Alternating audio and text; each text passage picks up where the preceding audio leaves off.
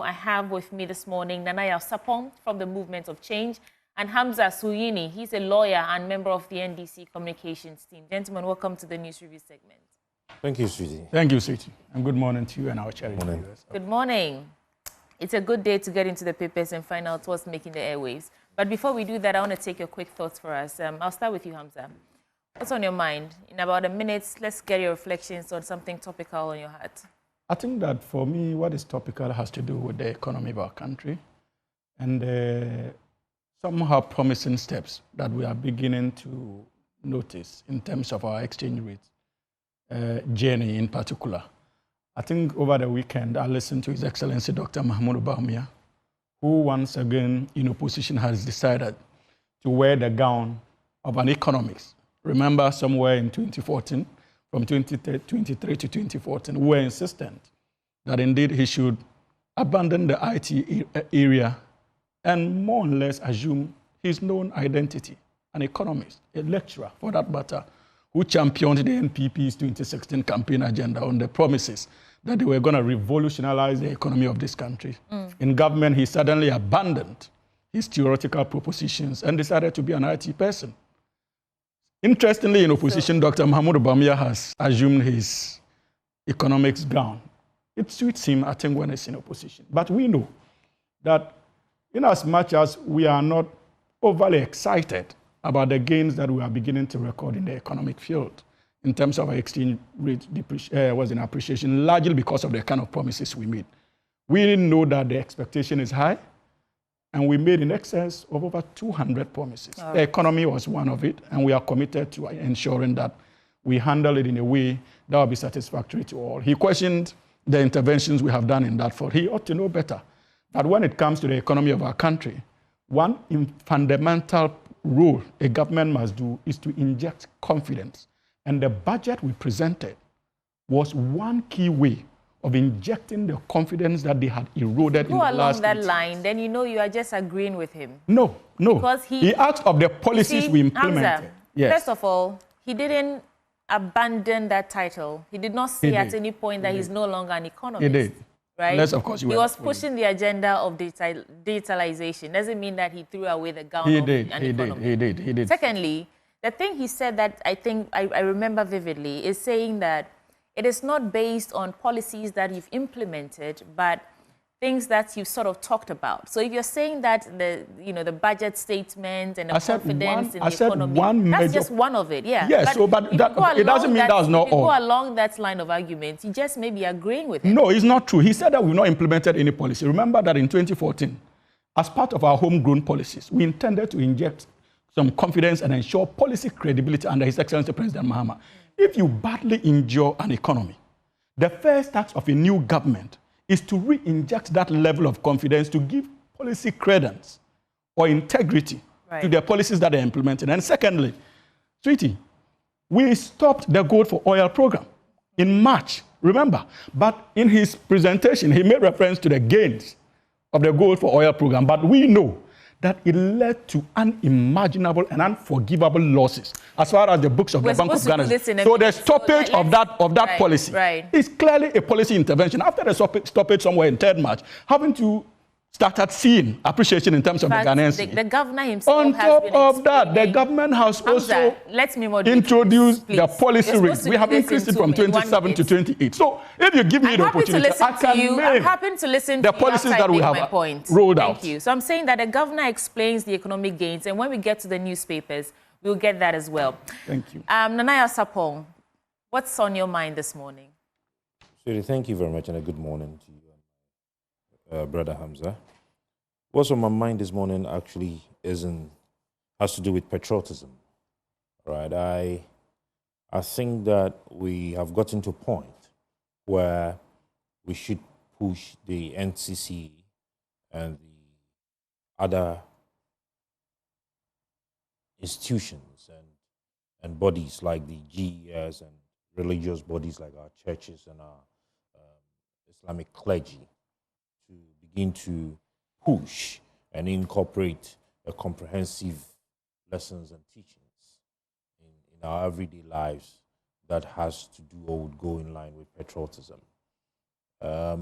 when I was coming, I was listening to your news bulletin and what was happening in some parts of the Ashanti region and even here in Greater Accra, where some transport operators have decided to also develop their own ways and means of still making the end consumer pay extra for fares or their services.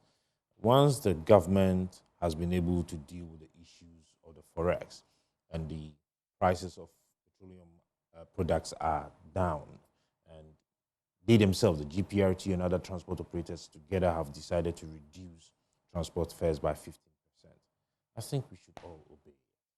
We should all try to come together to ensure that the livelihood of people are more comfortable.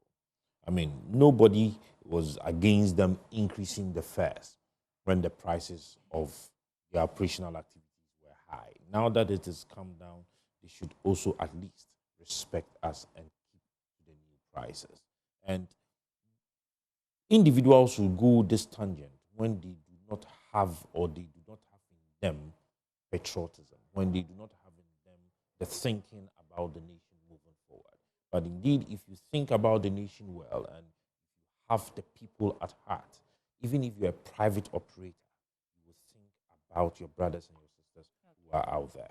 Thank you so much. So let's get into the papers. I want to start with Hamza because he's on fire this morning. Hamza, let's get into your newspapers first.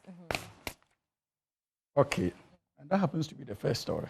Yeah. CD stability will continue. Bank of Ghana assures. Okay. Story on page 2, 3, and 5. Just a little detail. I mean, I know the story, but for the benefit of our audience, yeah, the governor has been explaining what's actually causing the gains we are seeing with the CD. Yeah, so like I indicated in my initial submission, because I'm pretty much convinced that what seemed to be the cornerstone of the expectation of the Ghanaian people has to do with their economic livelihoods. Yeah. We all were unfortunately subjected to the problematic economic choices of the last regime. And with a new government that has been tasked the mandate of turning things around, I think that these are positive signals that we must commend. And like I have indicated before, you need to understand that in terms of the interventions that the government, the Bank of Ghana, monetary policy seem to be champion in terms of the policy rate. They moved it, I'm told, from 27, and I hope I got that right, to about 28. And so all intended to mop out excess liquidity in the system to ensure that we are able to effectively manage our inflationary rate, and that possibly would have an impact on our exchange rate stability. So it is reassuring to hear that it has been retained, or there are steps to retain the policy to more or less cushion or complement government's fiscal consolidation efforts. Right. Like, again, sweetie, you see, like I indicated, gold for oil. Unfortunately, so much resources were wasted at the back of that to a point that even the Auditor General, in his 2024 audit report, flagged the operations of gold for oil and indicated that it lacked credibility and integrity. But this was a policy spearheaded by His Excellency Dr. Mahmoud Bawumia. We did not say that. The Auditor General, who is at post, was now appointed by His Excellency Hamza, John can you just give me a line also from that's a Daily Democrat you have? Yes. Yeah, so we know that what the governor has said, at least before we go. The Bank of Ghana says it will intensify key reforms to consolidate recent gains made by the city, which has appreciated by nearly 13% year to date. The rally of the local currency, the bank says, has been largely driven by coordinated fiscal discipline and tight monetary policy measures. Okay. So basically, that is the anchor of the economic or the monetary policy agenda of this new Bank of Ghana governor. And so clearly, sweetie, this is a government that is working. This is a government that is introducing policies to ensure that we strengthen our city. And like I stated earlier, stoppage of the gold for oil program is a major policy. Because when it was stopped on the 3rd of March, we began to appreciate the relevance of that decision in terms of our exchange rate appreciation. All right. Again, now you've made all these points in Yes. defense of, basically saying that it's the work that you have done in these few months that you've been in office. Some of them too were, started under the actual administration. Unlike them. Hamza, you have to let me get some words in before you go on. Yeah, calm down for me this morning. So it's a mixture of so many things, okay? But let's move the conversation forward. We've listened to you expatiate on what you think is causing the appreciation of the cedi. But you have to give us the stories on the front page, all of them, and then we can pick the ones that we want to discuss so that we all follow you. Okay. I respect that. All right, let's go. So the stories on the front page, there are a number of headlines there. I thought, so I'm supposed to read You only landed on the one that you wanted to do. And you asked me to read that, to be fair, and I did. No. I mean, So you what want other which one? stories are there on the front page? You have pay us our money. Uh-huh. EC contract workers, media houses, chased in Mensa. Which page is that? I can't seem to find the page. Is this something that hasn't come to your attention, haven't been brought to yet? As a government? Yes, as a government. And This is not now. This is it coming is from not election now, but 2024. one thing you need to appreciate that the Electoral Commission is an independent body. I know, but are you not concerned at all that people who worked for the Electoral Commission... We are, as a government, we are concerned. The same election that brought you into power, these people are still saying, pay us our money Absolutely. 6 months But you or see, 5 months down the line. Sweetie, it is within their right to demand. So, because the Electoral Commission presented a budget that was funded by the then government.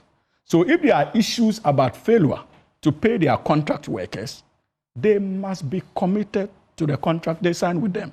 And if there are any financial challenges that they feel that the government needs to come in, nothing should prevent the Electoral Commission from doing the needful by reaching out to government to ensure that certain releases are made so that they can at least live up to the expectation of this contractual obligation. Does that mean they haven't made such an appeal? I do not have any evidence. You don't know I it? do not have any All right. evidence of that. So Okay. clearly, but we know that a budget was submitted, and we're made to understand that for the first time, their demands were all fulfilled. All right. Even before the new government came into It's office. a good time to usher in Kwesi Boche. He's from the NPP Communications Directorate. Mr. Boche, welcome to the program. Good morning. Good to be here.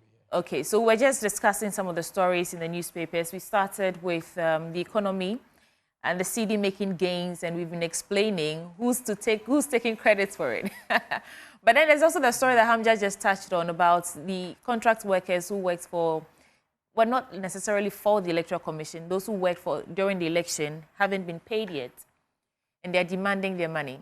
I want to skip Nanaya and come to you. And first of all, give us any reflections you may have on any topical issue, and then that story.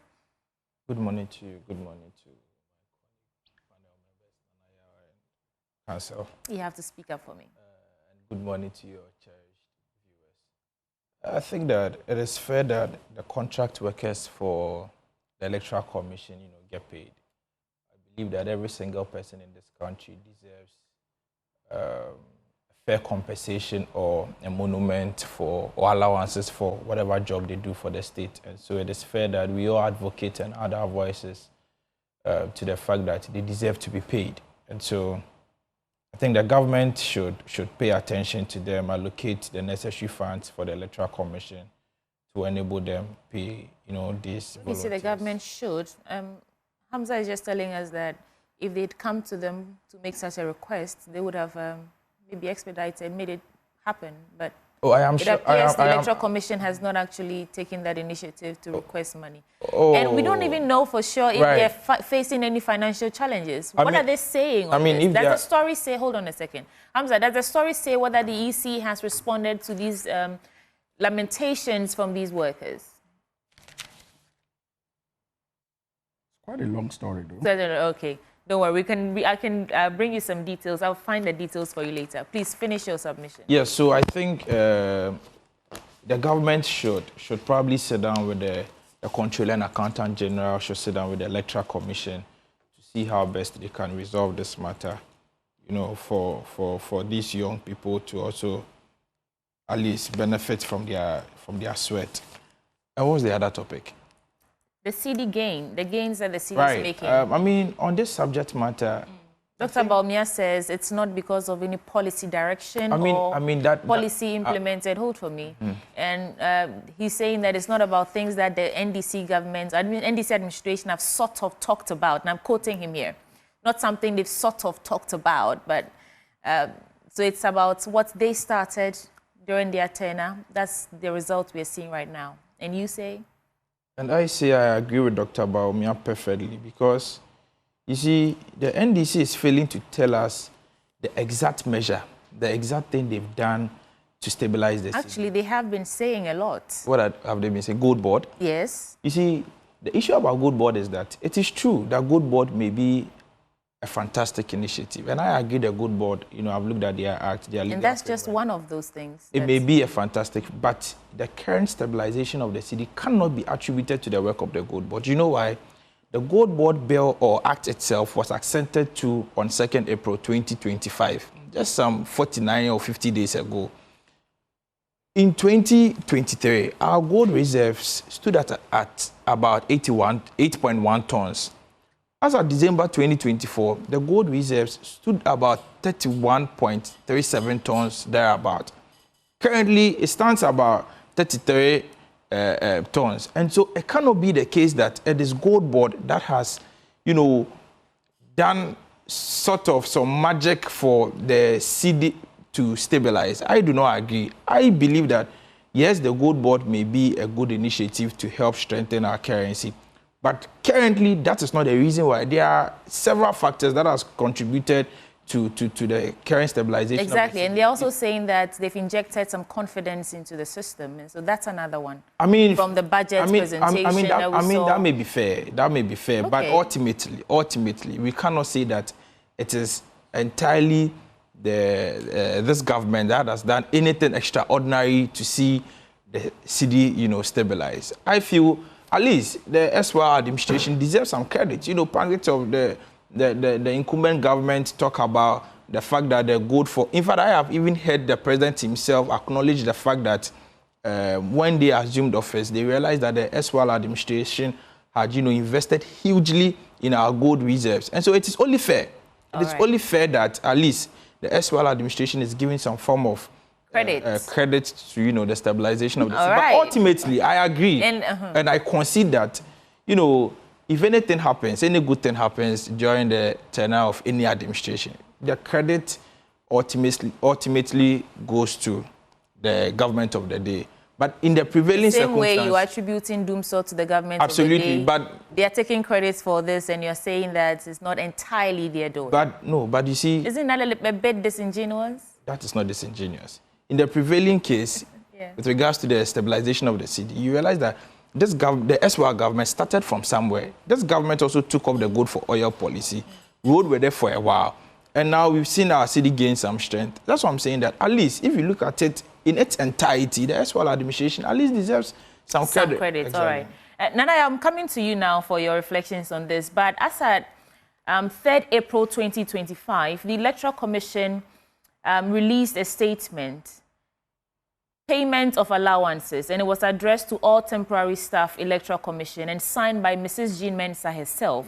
And the letter was sort of assuring them that they will be paid over time. I want to just get a bit out there. It says, we will endeavor to make prompt payments to you as soon as funds are released by the ministry. This means that they're still waiting on the funds from the ministry. I really do not know, and hopefully we can get some clarity on this in the course of the day. But yeah, so that's the latest update we have from the Electoral Commission in terms of unpaid allowances and that letter fees from those. Yeah, that was last month. That letter has been released and they've been talking about it for months now. But sweetie, we were all in Ghana when Madame Jane mentioned that government then, before the election, had released every single funds that they needed to use for the elections. And I do not think that the payments for the part-time workers or temporal workers of the EC were not part of their budget. If it were, then going by her words, it means that they would have had the money before. So if she doesn't have the money to pay them, then she should have come to tell Ghanaians that she had a fully funded budget. if you tell me you have a fully funded budget, it means that the releases have been granted and the monies have been given to you.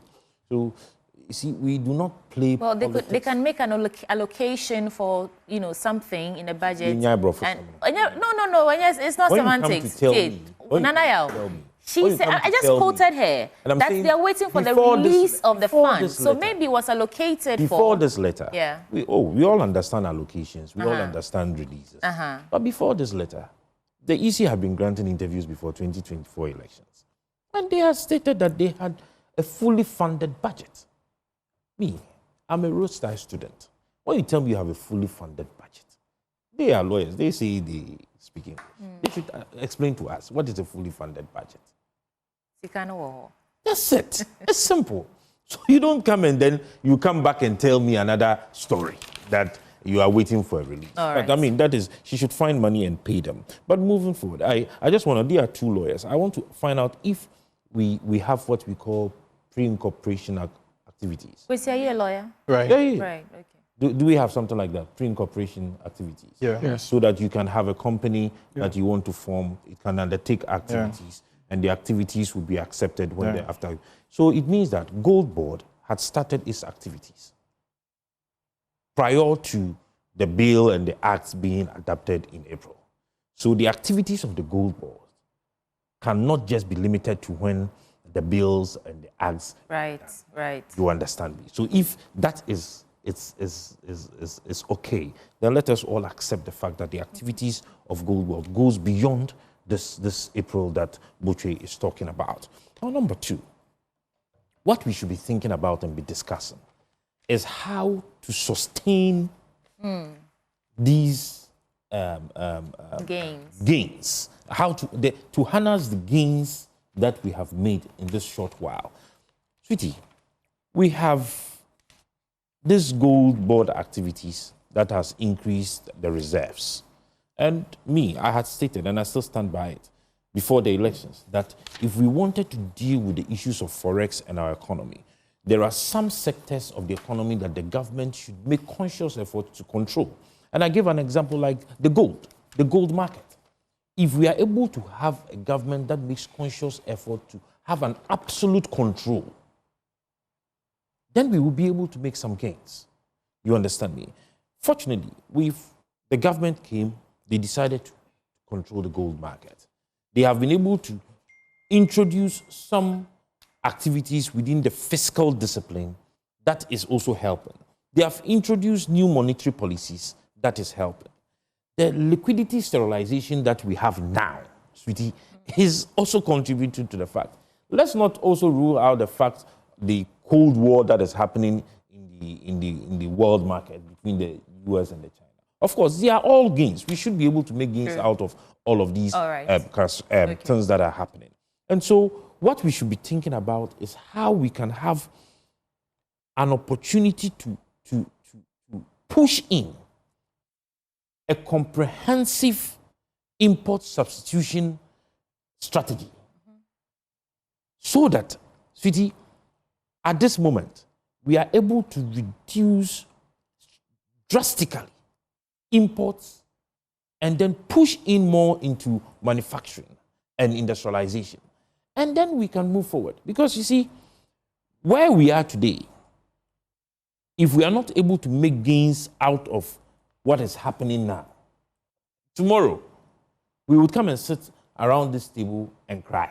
In fact, I've heard many economists say that it's not about the CDs making gains and we should be celebrating that. It's about sustainability. It's about stability, sustainability, and not and so that. When I hear the two me. political parties try to play politics with who should be praised or who should take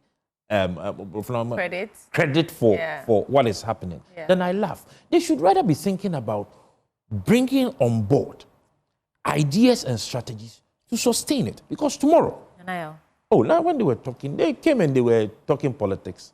Ghanaians are talking through me. We are all talking politics. I'm not talking politics. But what so I'm you see, about. You are not particularly neutral. You are political assistant to Alan Shomanting. And you are champion. The former trade minister. Movements for change. But the former trade minister. You're even in yellow. Afrafranto. He's So what are you black talking for the about? former vice Why are you? Where is your extremely producer? Why are you political. people? He's very That's the truth. Nanaya is not neutral. That's the He's truth. political. Your colleagues are coming for you. Land You on have your no- point, See, See, Elizabeth. what I'm saying is, Yeah. Sweetie, our economics, who are the academics, the captains of industries, and we should be having a national dialogue on the sustainability of the city, All right. the city gains. All right. So that we do not come back tomorrow here to have the same political discussion. All right, thank you. No, but and it is Hamza, let's get into maybe one more story in Yes. any of the papers you have, and then I'll move on With from your you. permission, before Yeah, that, it is okay. important for me to set the record straight. I think that, unlike what happened in the past, you have not seen this government or the Ministry of Finance, for that matter, organize Kinky Party or Wachi Party at the Finance Ministry to celebrate. Well, this not gain, yet. because we know that at the end of the day, we will not be measured just by the performance of the exchange rate. There are so many economic indicators that the Ghanaian people are looking up to. And I made that point very clear. And that is why we are moderate, even in terms of our celebration, as far as this gain is concerned. It was Dr. Mahmoud Bawumia who sought to berate the government and question the kind of policy interventions that we rolled out to ensure that level of stability. And I'm glad that one of his spokespersons agree on this platform that indeed many of the measures that we introduced contributed to the stability of the city, contrary to the allegation of Dr. Mahmoud Bawumia to the effect that we did nothing. It should be clear that undoubtedly this government has done something in that regard. And Nana, Right. when we say so, it does not mean that we are overly excited about these gains, because we know that at the end of the day, the sustainability is critical for the people of the country, and most importantly, for the legacy of His Excellency President John Dramani Mahama. And we can assure you, Of course, For the Hamza, sake of time, yes, that's but it. I That's can assure you, one we I can story. appreciate, we won't do it. I appreciate the manner in which was it in the new Bank of Ghana governor? What's his name again? I always forget his name. Isiama. Isiama. Yeah, Dr. Johnson Isiama. Johnson Isiama. I appreciate the way and manner in which he's handling the excitement out there. and the finance minister. All right, and the finance minister. At least I appreciate it, so that we do not do politics with it. I am just inviting on board Right. captains of industries, because they are out there. They understand what is on the field. And I also upon points made. Gentlemen, we have to But you manage see, the quickly, time. it's When I only come fair back you to make a you, point. when Let I me just come make back a to quick you. point. Let me just make a quick. You see, the NDC is trying very hard to credit the finance minister for the gains the city has struggled in the last few days. But you see, a few days ago or a few weeks ago, we were made to believe that Dr. Mahmoud Bawumia, as vice president, was responsible for the stabilization of our currency. And Thank so you. today, if our currency is being stabilized and has gained any strength, the credit needs to go to, if there's any credit, it needs to go to Professor Nana Jenopoko At this- and not to Forcing at and this point- the at BOG this governor. point- Because if we were made to Let's- believe, let's- no, if we were made to believe that it is the duty of Dr. Bawumia to stabilize the city, it is only fair. No, it is only fair. It is only fair. This is It is only fair that embarrassing. at least we credit Nana Jane with some, you know, Either we go some, through your papers some- or can I go get to my into mine? papers? Yes, Can I- let's go to Dr. you. Mahmoud Now- Bawumia. now- Nana Yasako, Nana I'm Yas- saying that we are doing this for our Nana audience, Ya- and Nana we're Ya- leaving it Nana for Ya. them at this point. If All right, your let's go. accumulation of reserves of 31 No, did not Hamza, show Hamza, any no. tangible recovery. Hamza. Oh, it did. It did. Hamza. What It tangible did. recovery? No, What was it it? did. No, it did. We're It did. Ghanaians It did. celebrating It did. It did. Our We're audience Ghanaians are celebrating watching these us, days. So even your and president Did has they acknowledged wake up that on it did. daily Even basis? your Please president mute has them. acknowledged that it Let me did. get into the Ghanaian daily graphic now. Governor explains economic gains, and on the CJ impeachment, Supreme Court throws out another injunction. Oh my God, we are getting into this one now. On the removal of beggars, Ghana, GIS repatriates 925 people. Arrest put on hold for lack of space. Let's get straight into the story on page 13. That is the impeachment of the Chief Justice. Now, Supreme Court throws out another injunction, and the Chief Justice, Gertrude Sakitokono, has filed a lawsuit at the Supreme Court challenging her suspension by President John Dramani Mahama. In a writ filed yesterday by her lawyer, Godfrey Diabwadame, a former Attorney General, the Chief Justice is seeking declarations from the Supreme Court that her suspension, as well as the impeachment process against her, are unconstitutional and therefore null and void. Now, this has taken a very interesting turn. The Chief Justice is going before her colleagues now to plead her case, because they've thrown out that application seeking to pause or hold that process, that committee, from probing the matter further. And now the Chief Justice has taken the former Attorney General as her, should I call it, private solicitor? You are the lawyers, you can help me with the right term here. Everything has become very interesting at this point. And now I want to hear you out, Hamza. Sweetie, from the... She says unconstitutional, null and void. Yes, you see, but it is important for you to deal with two aspects. The first being the politics of the matter, and secondly, the legalities. You remember, from day one, we insisted that His Excellency President Mahama was acting on the basis of petitions filed by citizens of this country under Article 146 of the 1992 Constitution. His Excellency President Mahama had no choice but to do the needful in compliance with that Article 146, and also to a very large extent in compliance with the constitutional responsibility placed on him under Article 58 to exercise executive authority in the name of the Republic, to forward that particular petition to the Council of State, based on which, together, they can reach a prima facie determination. When those processes were activated and adhered to, we were made to understand that the NDC and President John Dramani Mahama was simply engaged in a political move to oust the Chief Justice. And we stated categorically that these were constitutional injunctions that the President had no choice than to fulfill. And I remember, sweetie, that we even made the point that under His Excellency President John Dramani Mahama, when the same NPP filed petitions against Laureate Lamte of Shiraj, an appointee of President Mahama, President Mahama took Laureate Lamte through similar processes, and that led to her suspension by President Mahama and her eventual sacking. These were petitions filed by the MPP operatives and senior members of the MPP then. The same President Mahama, in adhering to our constitutional provisions, respected it. Okay. And that was why we said that if there was any political coloration, it was the conduct of the MPP. Because if you remember, they were the first to organize press conferences in defense of the said Chief Justice. And before we could say Jack, the same Godfrey Dami was the one who led Vincent Asafua, another Sinti NPP MP, to Parliament, or to the courts, to challenge the decisions of His Excellency President Mahama and the Council of State on behalf of the disgruntled Chief Justice, or suspended Chief Justice. You see, so that was where the politics started coming in.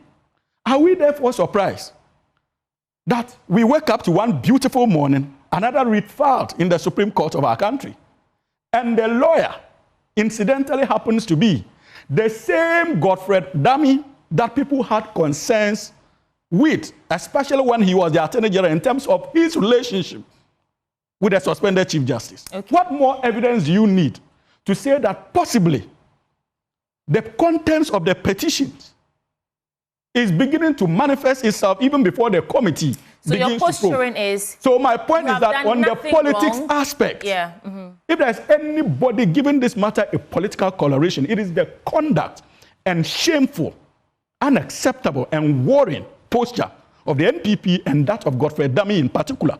Because it gives credence to the perception that there was an unholy union between Godfrey Dami and the current Chief Justice. Why? Is Godfrey Dami the only lawyer that the Chief Justice could have relied upon? In fact, as you are calling it shameful and all those adjectives, Godfrey Dami yesterday also said it's erroneous to think that his role as Tokono's lawyer in injunction application against the probe affects the optics. No, but that is the point I'm making. That's why in my introduction, sweetie, I said that there are two wings. I'm saying that you say that what they're doing right now, the politics, they are the ones giving it a political coloration. But he's saying that as a former Attorney General, there's nothing wrong if he decides to help out or, be the lawyer for the Chief Justice. Legally. Because someone has to. Yes. But sweetie, legally, that's why I made the point that there are two strands to the matter. Politics and the legalities. Legally, as a lawyer and as a practitioner, there's absolutely nothing wrong for him to play that role. All right. But we are talking about the political, yes, but we are talking about the political optics and the perception. That is why it has found its way to our headlines. So hold because for me. Clearly, perception-wise, is bad. Okay, thank you for those. I saw Nanayao and Kwesi scribbling seriously. So who's going first? Let's listen to Kwesi Boche. Thank you very much. I think I would also start from where Council landed, saying that this matter has both the political side and the legal side. Indeed. If there is any person or any group of persons that has politicalized this entire CJ matter, obviously it's the NDC. You have the NDC in opposition, advocating and campaigning that when the good people of this country vote for them, they were confident and determined to remove the CJ. In fact, when they want power, you have the likes of their Deputy General Secretary and other members go on TV, state categorically and emphatically that the NDC as a political party is determined to remove Gertrude Esabato Kuno as the Chief Justice of the Republic of Ghana. And so this entire matter cannot be isolated from the background, cannot be isolated from the politicalization even before the NDC won the 2024 election. And so it is the NDC that has politicalized. In fact, the entire removal is an orchestrated political agenda. Let's put it that way. Pardon my foggy memory. Name one of such government officials I have just who referred went to publicly I have to just say... I've just referred Mustafa Bandi. I've just mentioned Mustafa Bandi. And he said that they want to remove the Chief exactly, Justice. they were going to remove. He said, do you want me to mention the station? Do you want me to mention? No, I don't mind. He said it on TV3. Okay. I watched him live. They want to remove that the Chief Justice. They were going to remove the Chief Justice. Okay. And so if you have members of, you know, the leading members of the NDC make such public statement, it tells you the kind of predetermined mind they have in removing the CJ. Now, as to whether or not Godfrey Dame is supposed to be the CJ's lawyer or otherwise, Council admitted and conceded that legally there's nothing wrong with it. The Supreme Court is a court of law, it's not a court of politics. The Supreme Court doesn't do MPP NDC. We go to the Supreme Court to speak law. And so if there is nothing legally wrong with Godfrey Dame representing the CJ, then the argument by Council is entirely flawed. You cannot say that there was an unholy relationship between, granted without admitting that there was an unholy relationship between Godfrey Dame and the CJ. That is not even part of the claim of the petitioners. And so let us face the details of the matter. Let us look at the substance of the matter and stop playing, you know, petty politics with every matter. In any case, every individual in this country is entitled to a lawyer of his or her choice.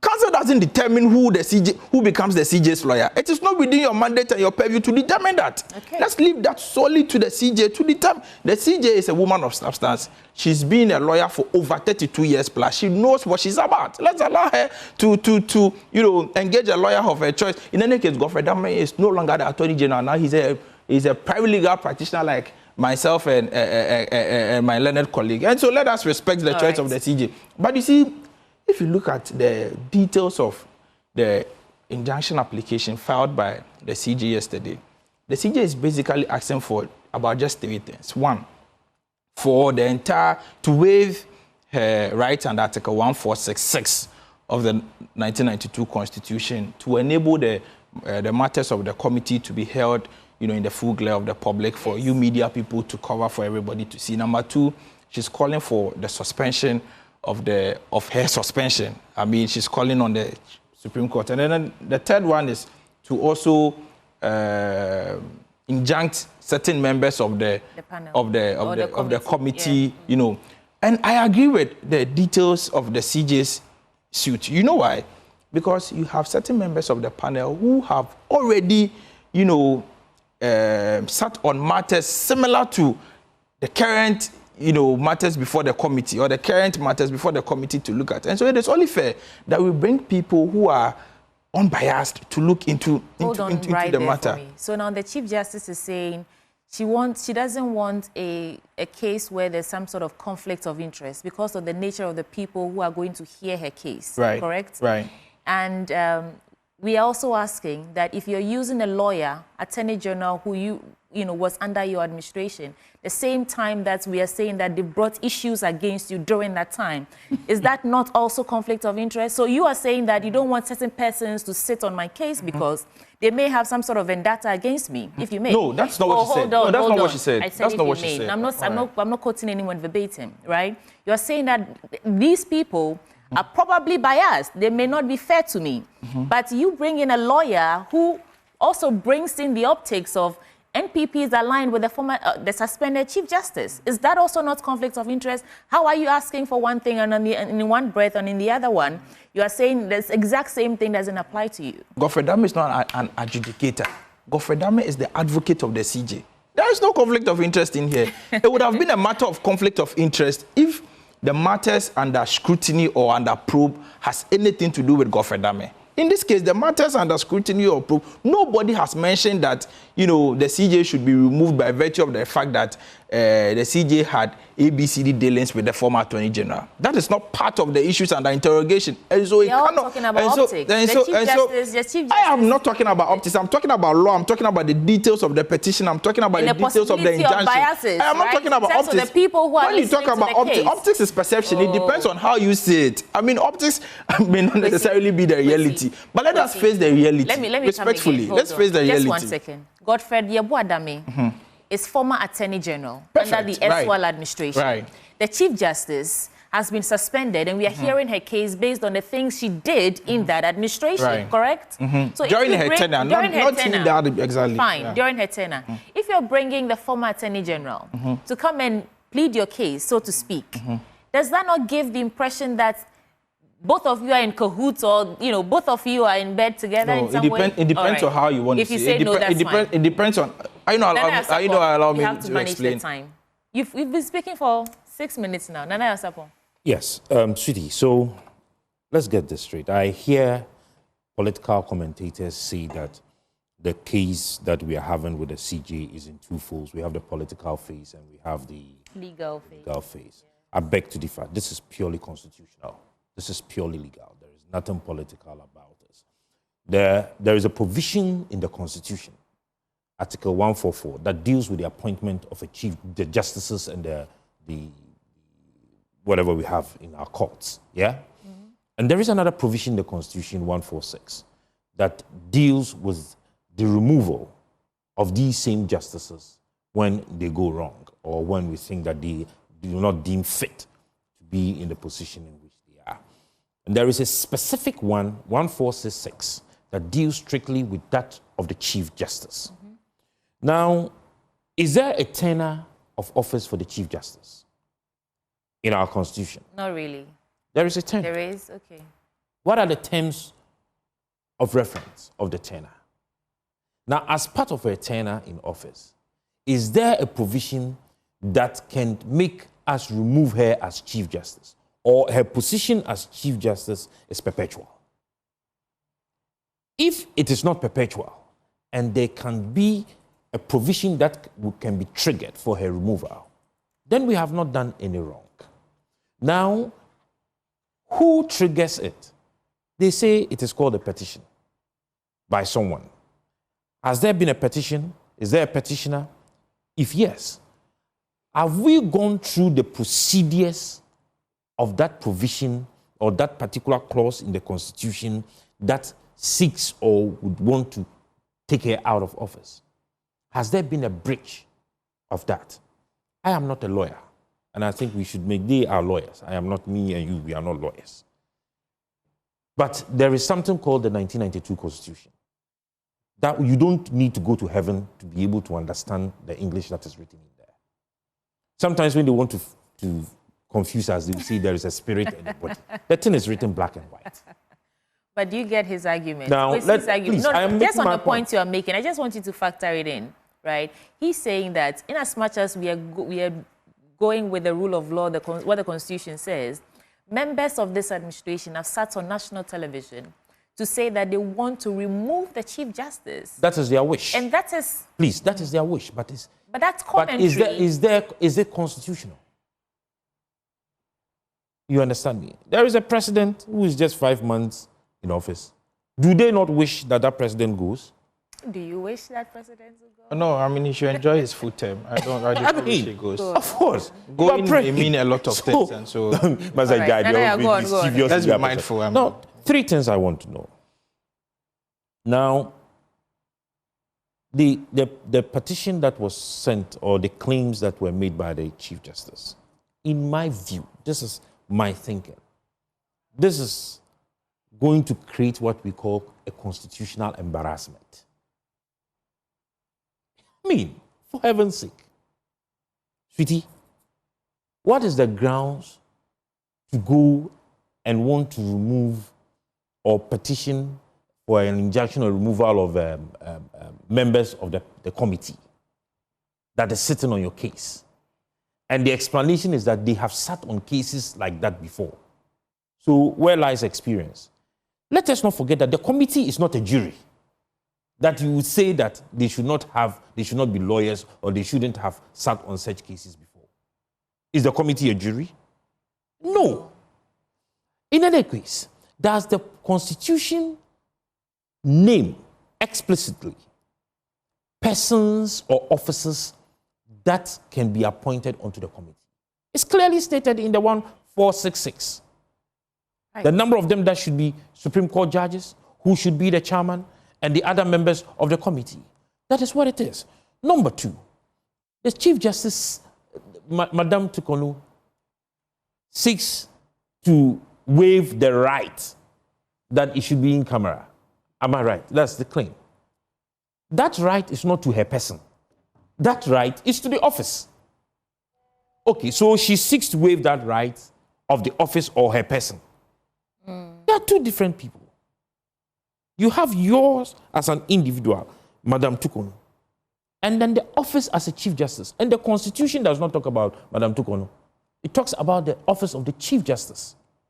Okay. So that one, you see, and then surprisingly, you would want to waive, you want them to suspend your suspension. Let's not forget that the suspension of the office of the Chief Justice, or her from office as Chief Justice, is part of the provision of the Constitution in the procedure to her removal.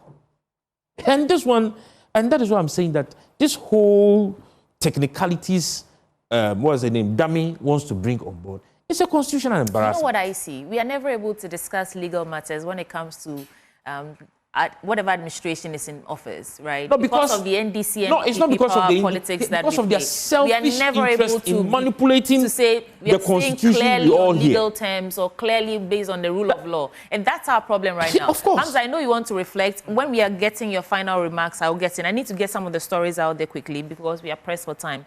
On the back page of the Daily Graphic, drivers, commuters react to 15% fare reduction. And on Accra's decongestion exercise, regional minister to reactivate task force.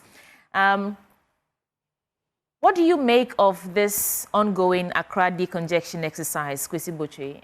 I've heard so many people say this is not the first time we are seeing a mayor in the first year. Can I clear something quickly before I come to the decongestion exercise? Quickly. I'm going back to you see. Let me allow it. Hamza, don't worry. I'll give you. Let's do 2 minutes for this. You see, all right. The point is that the NPP doesn't speak for the CJ.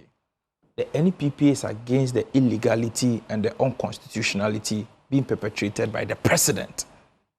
You see, Nana talks about Article 146. Article 146 is very clear.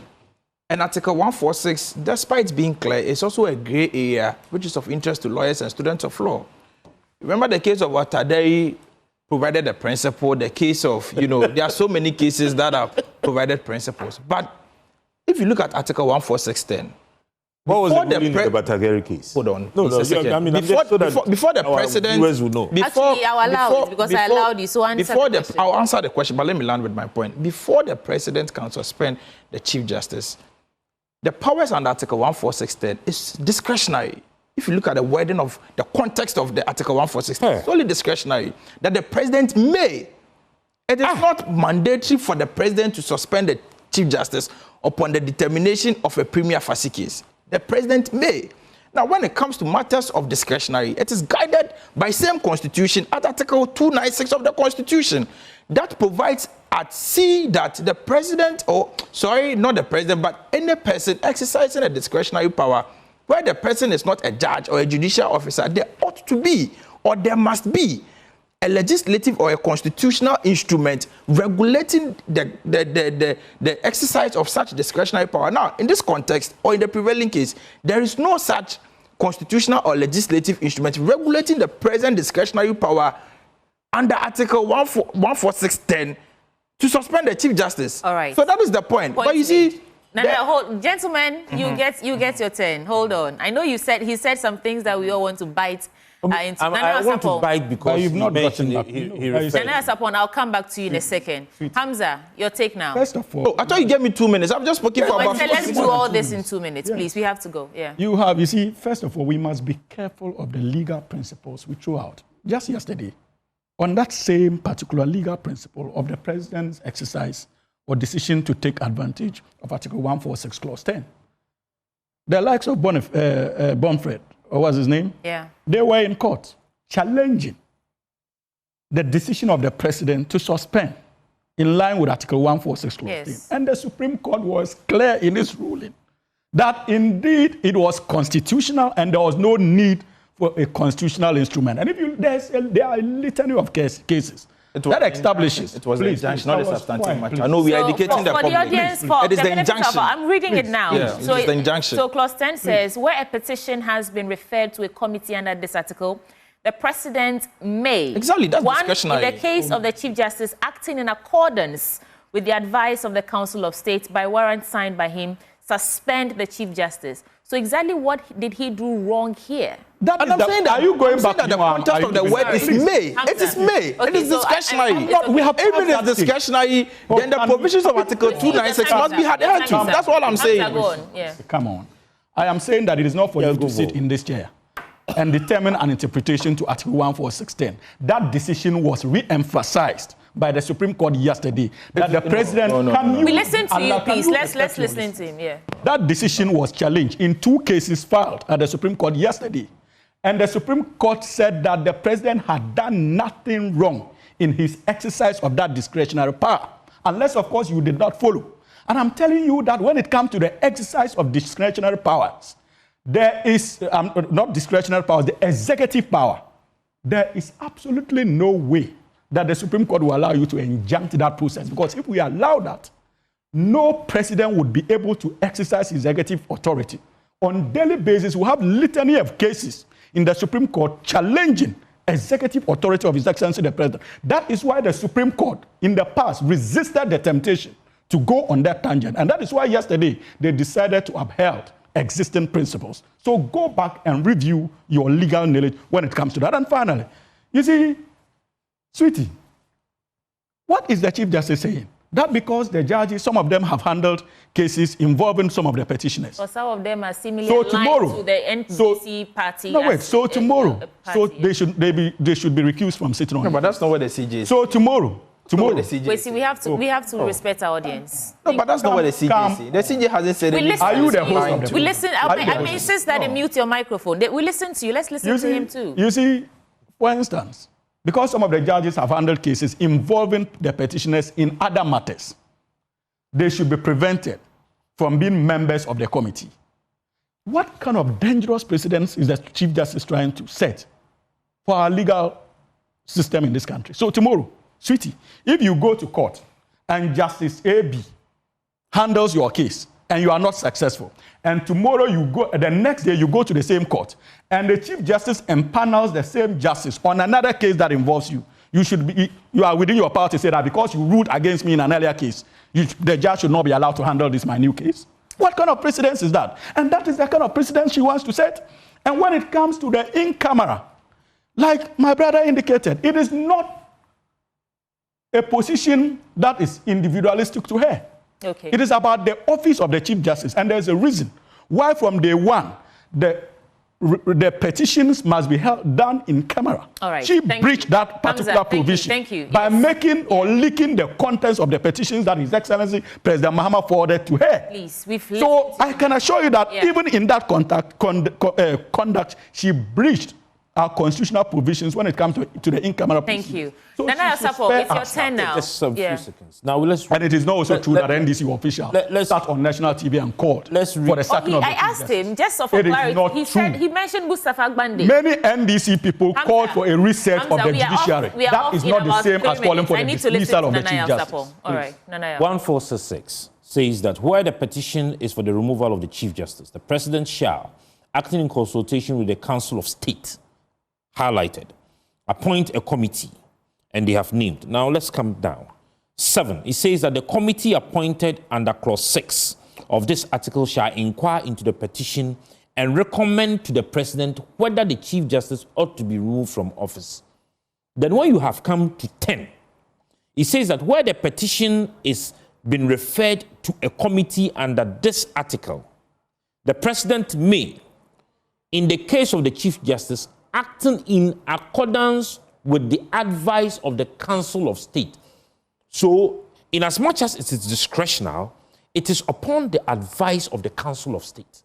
So we should not just take it like it is just the President's discretion that he decides, wakes up from his bed and decides that, go, you are suspended. It is the advice of the Council of State.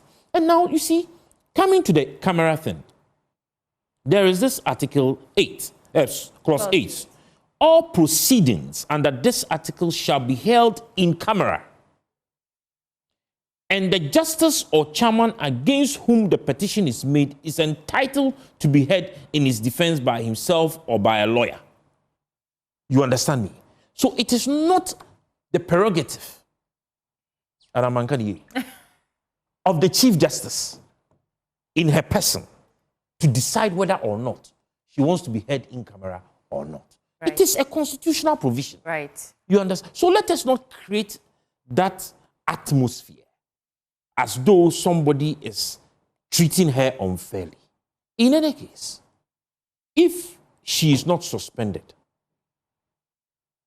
you know that she would have to empanel, and judges who sit. So she will now go and be a judge in her own case. Okay. Kwesi. Nana Osapong, Hamza, and Mr. Butchie, thank you all so much I get the for your opportunity time. to clear one or two things? No, please. And I want quick comment. We are off in 1 minute, but I want to take your comments on these two stories because they are bread and butter issues and they affect real people here in Accra. So the decongestion exercise and then drivers and commuters reacting to the 15% fare reduction. Anything beyond that, and we'll mute your microphone. Hamza, start. Yes, I think that, first of all, the importance of economic policy is the impact that it will have on the life of the people. And so if we are beginning to see a reduction in terms of fuel prices, it is only fair that we engage with the authorities of GPRTU to ensure that at least it begins to actually impact directly on the vulnerable, especially who take charge of these services. So I think that it is commendable. It's something that we must encourage. But when it comes to the issue of decongestion, I have cautioned that the authorities should make it more sustainable by engaging with the Ministry of Local Government, that of the Ministry of Transport in particular, and to a very large extent, Works and Housing, and National Security for that matter. Because you see, we've seen many political appointees announce their presence with decongestion, especially when it comes to Greater Accra. We saw it under the Dr. Alfred Vanderpoy, President Mills.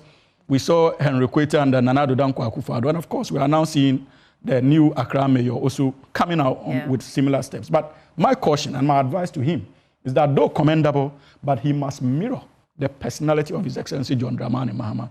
He's not a man who is committed to quick fixes. He's interested in sustainable fixes that would have long-standing implications for our overall development. And the only way to ensure that is to make sure that he collaborates with these ministries I mentioned earlier so that they can table it at cabinet and get the full support of the government to implement it holistically. Because if you go to the Ashaman area, it's also congested. So decongesting Accra alone is not enough. There's the need for us to give it a national face and have a strong backing, especially cabinet level, supporting that initiative. I'm sure that His Excellency President Mahama will be more than committed supporting that initiative. Judy, I think the decongestion that is happening, it should mirror in almost all our cities. And this should call for a national discourse into our engineering architecture. I believe that when you have decongested, what happens afterwards? Well, he said they're going to station security officers It's there not to about- ensure, and then give them one day or so See, in a it- week where they can come onto we the are- streets we- and we are in sell. a situation where we are not only dealing with the human congestion, we are also dealing with structural congestion.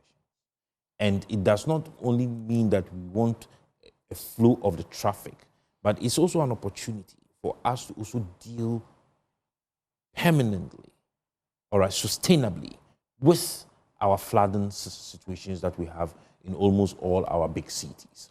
So it should call for a national discourse. Let our engineers sit down properly. Let us have a real look at how our structures and infrastructures are designed. Mr. Boche, you have the last word. Thank you very much. I think I have some few things to say, but unfortunately, I don't know. But Hamza has spewed a lot of inaccuracies. That if you Mr. allow Boche, me, on I'll just clear the decongestion matter. exercise that's Because we ongoing. owe, Today is I'll day come 3. there. I'm No. not going to what Hamza is saying. I'm just making a comment that we owe our audience the responsibility and duty to inform them on the exact matters happening at the Supreme Court, and not to, twist and misinterpret whatever is happening at the Supreme Court. But if you Believe don't it allow or me, not, that's our fair. audience are very discerning. And But if you educated don't allow me, people. that's fair. And mostly On the matter of the they do their own decongestion, research and they know what's on the matter Yeah. on the matter of the decongestion, I think it's a good thing. Every government, since the government of President Nkrumah, has engaged in decongestion exercises, and so I hope it will not be a 9-day wonder. I hope they will not sack them this week, and by next week, the traders will come back onto the street. And also, I'm just pleading with the AMA that yesterday I saw a video of some of the traders accusing members of the AMA taking monies from them and, promising to help them come back to their old spots. And I think the AMA should, put in place practical measures. And if we are sacking the traders from the street, we should also provide for, market spaces for them to, in order to be able to transact their day-to-day activities. Thank you so much. Happy birthday going out to 11-year-old Elsie Akolache of Springland International School in Klagon. May you continue to grow in grace, beauty, and love and wisdom. With love from your parents, auntie, and your entire family, they say happy birthday, Elsie Akolache. And this is coming from our director, Yao. That is Yao's niece, actually. Happy birthday, darling. Those who join us for the conversation this morning, Nanaya Sapong from the Movement for Change, Hamza Suini, lawyer and member of the NDC Communications Proud team, member of the and NDC. Kwesi Poche from the NPP Communications Directorate. Thank you so much, gentlemen. All right. When we return, we will bring you our big stories. The story on the suspension of the Chief Justice and all the arguments pouring in continues after this break.